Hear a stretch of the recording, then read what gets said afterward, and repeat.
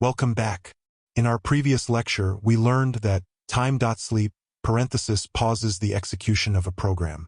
In a multi-threaded application, time.sleep only pauses the thread that calls it, not the entire process. This is a crucial distinction and a great way to visually demonstrate concurrency.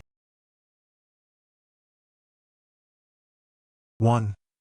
Defining the sleeping task. We modify our worker function to accept a delay argument and use time.sleep with that value. When a thread executes this line, it temporarily yields control of the CPU. This pause, however, does not stop the other threads, which remain active and may continue their own execution in the meantime. 2. Observing concurrency with uneven delays. We create two threads, worker-A and worker-B, giving them two different delay times, 2 seconds and 1 second, respectively.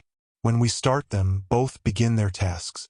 However, when they reach the time.sleep call, worker-B will finish its pause and finish sleeping 1 second before worker-A, which is still waiting. This clearly illustrates that the threads operate independently. 3. The concurrency challenge. While this is great for allowing threads to perform background tasks without blocking the main thread, it highlights the lack of control over execution order. If both threads were accessing and modifying the same shared resource like a variable or a list, the unpredictable order caused by these natural or artificial delays like time.sleep would quickly lead to race conditions and corrupted data.